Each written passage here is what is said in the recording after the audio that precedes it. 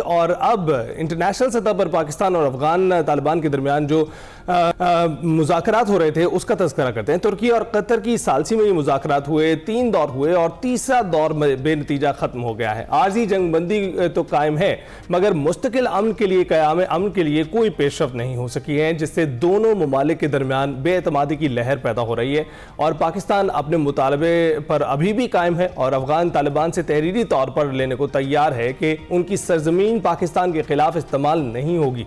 मगर तालिबान इस बात को तहरीरी तौर पर देने से गुरेजा है और पाकिस्तान के इस मौकिफ की तायीद दोस्त ममालिक भी कर चुके हैं और पाकिस्तान के मौकिफ को तस्लीम कर चुके हैं। गुज़िश्ता रोज तर्जुमान दफ्तर खारजा ने कहा कि पाकिस्तान और अफगानिस्तान में मुज़ाकरात का तीसरा दौर 7 नवंबर को खत्म हुआ। तयशुदा दौरानिए के बावजूद अफगान हुकूमत ने दहशतगर्द अनासिर के खिलाफ ठोस कार्रवाई ना की। पाकिस्तान ने हर बार तहम्मुल का मुजाहरा किया। तालिबान हुकूमत ने दहशतगर्द अनासिर को पनाह दी। पाकिस्तान ने बार बार दहशतगर्दों की हवालगी का मुतालबा भी किया। तालिबान ने अक्सर गलत बयानी या लाताल्लुकी का हवाला दिया। पाकिस्तान, तुर्की और कतर की मुखलिसाना कोशिशों को सराहता है और इस पर बात करने के लिए हमारे साथ मौजूद हैं ब्रिगेडियर रिटायर्ड वक़ार हसन खान साहब, दिफाई तजज़ियाकार। ब्रिगेडियर साहब, बहुत बहुत शुक्रिया हमें ज्वाइन करने के लिए। कैसे आप? जी अल्हम्दुलिल्लाह, ब्रिगेडियर साहब, बात करें पाक अफगान मुज़ाकरात के तीसरे दौर की, बेनतीजा खत्म हो गया है और पाकिस्तान का मुज़ाकरात के दौरान एक ही मुतालबा था कि जो दोहा माहिदा है उस पर अमल किया जाए और अपनी सरजमीन हमारे खिलाफ यानी पाकिस्तान के खिलाफ इस्तेमाल ना की जाए। आप क्या कहेंगे इस पे? इसमें आप अफगान गवर्नमेंट और जो तालिबान है और अवाम को जरा स्प्लिट कर दें। बेसिकली एक रजीम की बातचीत है पाकिस्तान के साथ और थोड़ा सा मैं क्विकली बैकग्राउंड बता दूं कि पिछले 40 साल से ये वायलेंट रजीम चेंज हुआ है अफगानिस्तान में और ये इस दफा भी कोई नई बात नहीं होगी अगर इसी रविश पे कायम रहते हैं। आप सरदार दाऊद से ऑनवर्ड शुरू हो जाए, मोहम्मद तरकईन है, रफीजुल्लाह अमीन है, बबरत आर्मन है, डॉक्टर नजीब है, मुजाहिदीन, फिर तालिबान 1, फिर अमेरिका, फिर तालिबान 2। तो ये टोटल शेल्फ लाइफ जो है इसकी 3 से 4 साल ही होती है जो भी वायलेंट रजीम चेंज करके आता है और ये भी बैरल ऑफ द गन से रूल कर रहे हैं। यहाँ पे तुर्की में काफी हमारे दोस्त हैं अफगान और पीपल आर वेटिंग कि कब जान छूटती है इस रजीम से। तो एक तो ये बैकग्राउंड है कि अफगानिस्तान को एज अ स्टेट जरूर देखें। आज मैं मुत्तकी साहब का एक स्टेटमेंट देख रहा था जी कि पाकिस्तान की फौज बड़ा ये कर रही है, वो कर रही है। अगर हम अफगान लोगों को वापस अपने घरों में भेज रहे हैं जहाँ पे दूध और शहद की नदियां बह रही है तो दे शुड अकोमोडेट ना, वहां पे करें। अभी बेसिकली तालिबान रजीम एक इन्फो ऑफ स्टेटर बन गया है अजीत डोवल का, आई वुड से।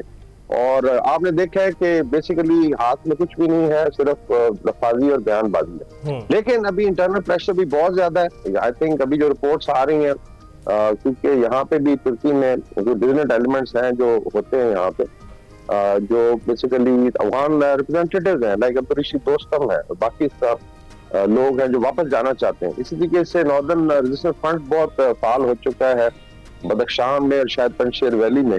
तो तालिबान शुड रियलाइज कि अगर आपने टिकना है तो आप बिहेव करें लाइक अ नॉर्मल स्टेट, जो वो नहीं कर रहे। एग्जैक्टली ब्रिगेडियर साहब, मैं यही बात करना चाह रही थी कि पाकिस्तान ने हर बार तहम्मुल का मुजाहरा किया है और अब भी रिक्वेस्ट पर ही दोबारा मुज़ाकरात शुरू हुए और फिर जो हमारा वफ्द है वो वापस एयरपोर्ट से गया और फिर मुज़ाकरात शुरू किए गए।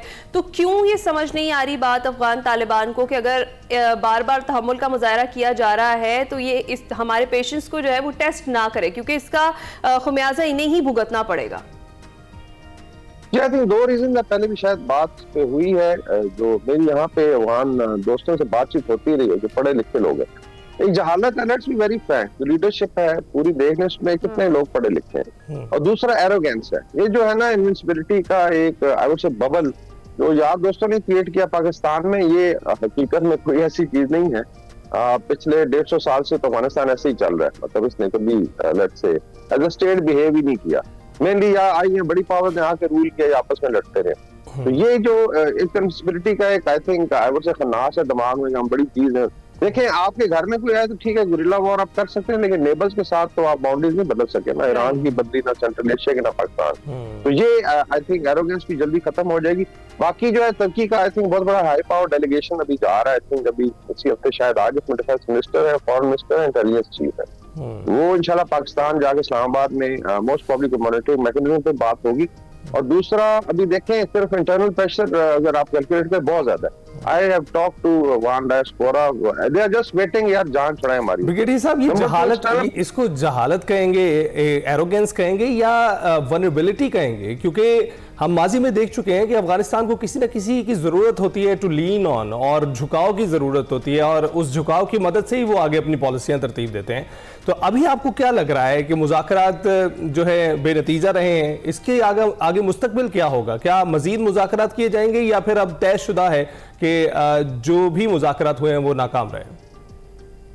ये देखिए, ठीक है, इसमें तातुल तो है, लेकिन मेरी अपनी एक रीडिंग है, साल तालिबान को कुछ फेस सेविंग चाहिए। बाकी मैं बात कर रहा था, इंटरनल प्रेशर बहुत ज्यादा। मुत्तकी साहब हमें रिमाइंड करा रहे थे, आप भेज रहे हैं, उनसे पूछेंगे कि 2 करोड़ खवातीन को आपने बंद किया, तो आप अपने घर को पहले ठीक करें ना।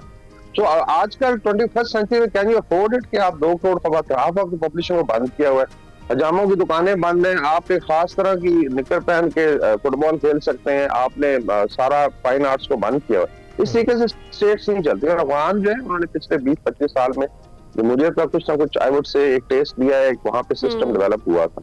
दूसरा जो है, एक्सटर्नल प्रेशर भी बहुत ज्यादा है। चाहे नेबर्स, अभी देखें ईरान क्यों बात कर रहा है, उसके बाद रशिया है, चाइना है, तुर्किया, कतर का बहुत बड़ा role, gulf. I think by and large people understand कि पाकिस्तान के इश्यूज क्या है और जेन्युइन चीज है। और मेरे ख्याल में इतना प्रेशर बढ़ेगा कि इधर दे एग्री पाकिस्तान के साथ, या फिर आई थिंक ये फाइनली अपनी रजीम से हाथ धो बैठेंगे। ये 2 चीजें मैं फोर्स ही कर सकता हूँ, बाकी ये फुलझड़ियां वगैरह छोड़ते रहेंगे। लेट्स सी क्या होता है। बहुत शुक्रिया ब्रिगेडियर रिटायर्ड वकार हसन खान साहब हमारे साथ थे, और पाक अफगान मुज़ाकरात का जो तीसरा दौर बेनतीजा खत्म हुआ उस पर हम डिस्कस कर रहे थे। अभी हम जाएंगे ब्रेक पर, आप कहीं मत जाएगा।